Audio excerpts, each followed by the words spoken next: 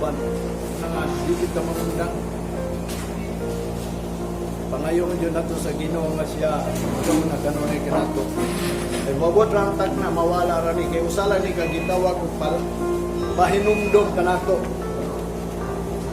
Kining nahitabo nato sa tinuod lang pahinumdom ni sa tanang mga Kristohanon. Kakining panahon na ni nagpasadyaan siya nga din siya hapit na bumalik. So matod pa sa iyahang pulong mangandam na ta. Dili nato ni sayangon ning panahon. Kay sa tinuod lang ang pulong sa Ginoo matuman jud ang tanan. Muna nga din ato kanunay pangayoon sa Ginoo ang iyang kaluoy. Kay kini iyang kaluoy gi-extend na lang niya ni. Extension na lang niya iyang kaluoy sa tuwa. Walang gingon ang grace niya is gamay na lang, no? Ingon sa Ezra chapter 9, a little space of grace and extension of mercy. Wa bitaw na pangayo na to kanunay ang mercy. Kaya ang Ginoo muhatag nagkaluoy sa iyahang gustong kaluyan. O hindi niya gustong kaluyan, adi niya gid kaluyan. O bitaw na manduol ta sa trono sa grasya sa kaluoy. Kaya ang grasya sa Ginoo mao na ang iyang kaluoy sa mga tao. O bitaw na magpasalamat gyud ta dako sa Ginoo kay nganuman. Kay niata na tao sa panahon sa grasya sa Ginoo kay kung makasalata sa ilukot kaniya. Pero atong unang panahon, sa diya mga katawan sa Ginoo makasala gani, silutan dayon, nahantod sila maadto sa captivity. Maadto sila, di na lang hinon sila makabuhat sa pagdaig sa Ginoo kay nganuman. Mahimo man dayon silang bandit, di man dayon sila pasayloon sa Ginoo. Tagaan pagpanahon nga din sila unta makahinumdum sa Ginoo. Kung hinumdan na lang ang Ginoo na lang magplano nga din kanus sila pang luwason. Kanus sila pang lukaton. Wala nga sa panahon nga lukaton nagani sila unta nga matud pa sa Ginoo sa pulo sa Ginoo pahinumduman sila di kang gyapon. Wabitan na nga si Jesus Christ na ni anhi dinhi. Sa diya nga si Jesus Christ ni anhi dinhi aron mulukat nila. Ila lang gyapon grijing. Ug mo na sa kabutan nga dakong grasya sa ato sa ato kinabuhi kay sa ilang pag salitway kita na reconcile. Naapil ta. Kaysa tinuod lang ang pulong nga Gentiles, makasasala. Dili matatao sa Ginoo. Kung natao ta di sa kalibutan nga gibuhat sa Ginoo, dili para sa ihang kabubuton. Pero tungod sa gugma sa Ginoo, gihatag niya ang grasya. Muna niya ang grasya nato karon nga din bisan kita way labot atong una pero karon iya na tanggit paduol daw matud pa ni Apostol Pablo pinaagi sa dugo niya.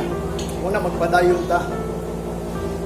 Kitang tanan, yes, tubangan sa Ginoo, walay pinalabi ang Diyos, Mahudiyo magmahintil, ang Ginoo nato mao na ang Ginoo nila, ang inang Ginoo mo na atong Ginoo nga gialagaran. Kung ang mga sugo sa Ginoo o gisugo sa panahon ni Moses para sa ila, mao pud para nato. Muna giingon ni Jesus Christ sa Juan, sa John, matod pa niya kung dili mo mutuo kang Moses nang unsao man ninyong pagtuo kanako. Kay kung mutuo mo na ko, mutuo gyud mo kang Moses kay si Moses nagsulat mahitungod kanako. So therefore ang mga commandment sa panahon ni Moses nga gisugo sa mga katawhan nga kung sila man ang uban wala nito man kinahanglan kita mutuman. Kung sila man giingnan nga sila kuno mga gahig liog, kita dito magpagahig liog. Manang ningon ang Ginoo atong unang panahon makadungog gani mo sa pulong sa Ginoo ayaw ninyo pagahiay ng kasing-kasing. Muna nga ninitag na kitang mga Gentiles dili ta manghambog. Kay sila man gani ipamutol kita pagkahanga kitapot lang. So di ta manghambog dili pangayo na to sa Ginoo nga kanunay siya maluoy nato. Mo bitan na nitag na ni ata aron pagpaminaw sa pulong sa Ginoo kay pulong sa Ginoo. Sa tinuod lang mao na akong live spiritual life. Ang mga Kristohanon sa tinuod sila mga spiritual diya tubangan sa Ginoo. Muna atong isgutan na diin ang Ginoo kanato naga badlo nagapahinumdum, pinaagi ining gitawag kong pandemic, pestilence. Pero last na ninyang badlong. Adunay musunod nga moabot ini nga di lang nato ni madahon. Moabot ra ni kining dakong kagubot. Kining dakong kagubot sama ni sa baha sa atong unang panahon sa kalibutan. O sa ni atong baha karon. Gihatagan og time tong panahon ni Noah ang mga tao kay ang Ginoo nagbasol sa mga katawhan. Manang niingon siya, tapuson na nako ang mga katawhan, ang mankind. Anang mga tao di sa kalibutan matud pa niya, tapuson ko na. Kay nagbasol siya. Tingong pa sa Old Testament nga sulat ni Moses. Iyang nakitaan si Noah sa katawang matarong tungod sa ang Ginoo naghatag higayon, naghatag og provision. Bisan siya nagplano nga tapuson niya ang mga tao, sugo niya si Noah na magbuhat ng arka para mangandam ang mga tao nga ang Ginoo magatapos sa mga katawhan is kalibutan. Kung inungdan doon ay arka nga karon kaysa diya nga gitagaan sila time nga magbuhat ng arka na lingaw man sila sa kalibutan nga mao nang hinungdan walo ray na luwas mo na hinungdan nga diin ang tanan mga katawhan natapos gud kay nga naman wa man gud sila kay balo kung kanus-an ni sulod si Noah sa arka kay kung nahibalo pa lang sila murag sabi niyo alaot sila kay nga naman walay nagwali wanang wingon ko ninyo ato panahon dito sa judgment sa Ginoo kay way nagwali pero kita karon mo na inungdan ang Ginoo nga mao si Kristo naghatag ka nato grace kay nga naman daghay nagwali kanang mga magwawali matud pa ni Apostol Pablo sa Lucas chapter 1 verse 28 kadtong iyang giwali pagpahinumdum kadto iyang gipantudlo pagpahinumdum kadto alang sa mga tao aron mahimong hingpit sa tubangan sa Ginoo. So salay kun jud ang Ginoo kanato karon mo ay nagbuot ning tanan. Wanang hisgutan nato ning gitawag og kaning dalitapos ng kalibutan. Atong una, sa gikaingon ko na gitapos niya ang mga tao pero karon tapuso na niya ang kalibutan. Kay niabot na ta sa 6,000 years alang sa mga tao yung pa sa 2 Peter. Ug sa Ginoo nahuman na ang unong kaadlaw. Matag adlaw sa pagbuhat sa Ginoo sa kalibog katuig nato. So atong una ra untang 2,000 years. Natapos nato apan ang Ginoo tungod sa iyang gugma, tungod sa iyang gusto niya ang tao maluwas gyud. Gitagaan ta niya og panahon o higayon. Kay bisan ang Ginoo gitawag og slackness. Matud pa sa mga tao ang iyang pagkalangayan para lang kita maluwas. Kay kung gitapos pa itong 2,000 years to, siguro wa pa ta kabalo sa atong pagkabuhaton, dili kita hingpit sa tubangan sa Ginoo. Mo bitaw na kaning nahitabo ka nato ron pahinumdum ni nga ang kalibutan dalitapos na ilhanan na ni.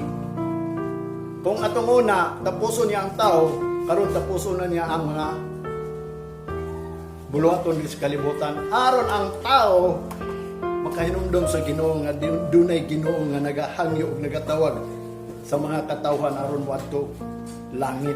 O bitaw na nga akong mingon ninyo nga kini nga to ang panahon karon usa lang ni ka-warning para makaandam ta kay ang kalibutan matapos na. Mao ning pangutanan sa mga disciples nga kanus man matapos ang kalibutan. Mao na ni ang mga ilhanan. Ang usa ka katapusan nga ilhanan mao kani ang gitawag og pandemic.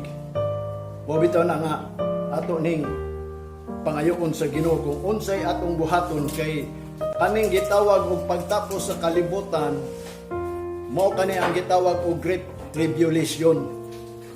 Kung bagat pa atong unang panahon baha, mao sad ni ang baha nato dakong kagubot. Dili ni alam sa mga walay Dios kundi alang ni adtong mga nakaila sa Dios nga bilang pahinumdum niya Kay kini sa tinuod lang ning moabot nga great tribulation kung ato ning sabton usa ni kagitawag og panimalos sa Ginoo. Mo nang dili ta pabalusod kay kini panimalos sa mga tawo nga wala nangandam, nga wala naghatag og kanang gitawag og konsiderar nga ang pagpangalagad sa Ginoo tinuod. Ug labi na ang pagbalik sa Ginoo tinuod. Mo ni ato ang isgotan karon may tungod ining gitawag og kanang provision sa panahon nga moabot ang Great Tribulation. Kaya atong unang panahon nga niabot ang baha, adunay provision ang Ginoo para sa mga katawhan nga diin gisugo si Noah nga magbuhat. Ang makasulod dito mo gito'y maluwas. Unya karon ang provision karon nga gihatag sa Ginoo nga matapos ang kalibutan, mao ni atong isgutan ron nga kining provision. Kay ngano man mahitabo gyud niya ang Great Tribulation. Kay nahisulat ning tanan. Ha? Ang Ginoo mo ay nagbuot ining tanan. Nga diin siya mo ay nagpahaluna ning mga panghitabo sa kalibutan. Matod pa niya dinhi sa libro ni Daniel, ni propeta Daniel, giprapisi ni nadaan niya atong unang panahon. Sa Daniel chapter 4 verse 17. Matod pa niya, this matter is by the decree of the watchers and the demand by the word of the Holy One, to intend that the living man, that the living may know that the Most High ruleth in the kingdom of men and giveth it to whomsoever he will, and sit up over it the business of men. Matod pa niya. Kaning nahitabo nato karon mao ni ang i-decree unta sa mga watcher, sa mga magwawali. Mao ni i-decree yun na. Ipadala yun ni. Isultig yun ni. Isugog yun ni. Nga mao kani ang demand nga pulong sa balaan nga Dios. Holy One. Nga ang tuyo dahi niining decree or matter to the watcher, the demand of the Holy One, nga to the intent that the living may know, nga makahibaw sila, kanang mga buhi makahibalo sila, nga matod pa niya, the Most High, ang labang makagahom, matod pa niya, ruleth in the kingdom of men. Nagdumala siya, naggiya siya sa mga gingharian sa tao, and give it to whoever, matod pa niya, he will, matod pa niya, and sit up over it the business of men. Nga din, siya di ay ang nagrulit, siya ang nagdumala ba? Siya ang nagbuot sa tanan. Kung doon natin mga presidente diri, siya ang nagbuot ana. Kung doon naman naitabo nato diri, siya ang nagbuot ana. Mo niya ang i-decree sa watcher, ang demand sa Holy One, nga ang mga buhi nga tao kinahanglan makahibalo sila nga ang Ginoo day nagbuot sa tanan gingharian diri sa mga tao. Nga matod pa niya, kinsa kato iyang gusto, iyang isit up to, nga diin mo to atong basisihanan, nga ngano man ang pili siya, ngano mang nahimo ng hari, ngano mang kinimang ato presidente, mao man ngano kinimang ang nahitabo karong panahon na, ngano na may mga balaod sa mga presidente, sa mga hari, kay siya mo ay nagbuot na, siya ang nagrule na. Mao ni kining Great Revelation, iyan ning pagbuot nga mahitabo gyud ni. Ngano man gitawag ni Great Tribulation, kay wa pa ni sukad mahitabo. Murag katumbas ni sa baha sa tibuok kalibutan. Kung ang baha sa tibuok kalibutan, mao po ni ang Great Tribulation sa tibuok kalibutan. Nga ang iyang pahinungod ngadto sa mga tao nga nakaila sa Ginoo, unya wala nila tinud-a. O bitaw na nga naminaw ta sa pulong sa Ginoo, nag-search sa pulong sa Ginoo, aron may bawta kung unsa atong buhaton diri sa kalibutan kay ang Ginoo may nagbuot. So unsa man atong buhaton? Mao ni atong basihanan. Nga di ang Ginoo man ay nag-rule ining tanang mga kingdom diri sa kalibutan. So therefore, nagtuog gyud ta nga ang Ginoo mao ay nagbuot anang moabot nga 666. Pero ang Ginoo naghatag nato provision. Ang provision nga gihatag sa Ginoo nato dili ng rapture. Kay kanang rapture sa tinuod lang the second coming of Christ na. Mo na nga dili siya gusto nga diin ang tao mubasi diha kay ngano man iya yung pahamutan. Matod pa niya, sit it up or eat the business of men. Kanang over eat the business of men, kanang basihanan sa tao. Diin kung siya nangalagad sa Ginoo, makita gyud sa Ginoo kung tinuod ba gyud siya naninuod. Kay kung di siya maninuod, mo bitan nang ningon ang pulong sa Ginoo for in my name. O kanang mga Kristohanon in my name. Nga matod pa niya, dakpon mo in my name, prisuhon mo in my name. Mo nang giingon nga markahan mo. Mo nang magbantay kita. Nga di unta nga kaning ato ang pangalan maginganlan ta Ginoo. O mga Kristohanon dili nato ni binuangan o dili masayang. Kaya nga naman ang Ginoo gyud nagbuot nining tanan nga din mahitabo gyud kay mao man na ang paguyog gyud sa mga Kristohanon nga alagad. Diha na nato makita ang mga tao nga naninuod diha sa Ginoo ining abot ining gitawag niya. Mabita na nagatag siya gilahanan kay sunod ining ilahanan nga pandemic matapos ra ni moabot ang Great Tribulation. Mo nang gipapaandam ta niya. Mo nang mangandam ta. Kay nga naman si Apostol Pablo nagsulti sa Colossians chapter 1 verse 16 and 17. Matod pa niya din, for by Him were all things created that are in heaven and that are in earth, visible and invisible, whether they be thrones or dominions or principalities or power, all things were created by Him. For by Him and He is before, matod pa niya, all things, and by Him all things consist. Nagagikan kaniya ang tanan butang nahitabo diri gikan na niya. Siya mo'y nagbuot niya. Walay nabuhat diri nga mga buluhaton kundi siya mo'y nagbuhat. Bisan pa nang dili makita ug makita, siya gyud na ang nagbuhat. Bisan ang mga trono ug mga dominions, principalities, powers, mga kagamhanan diri.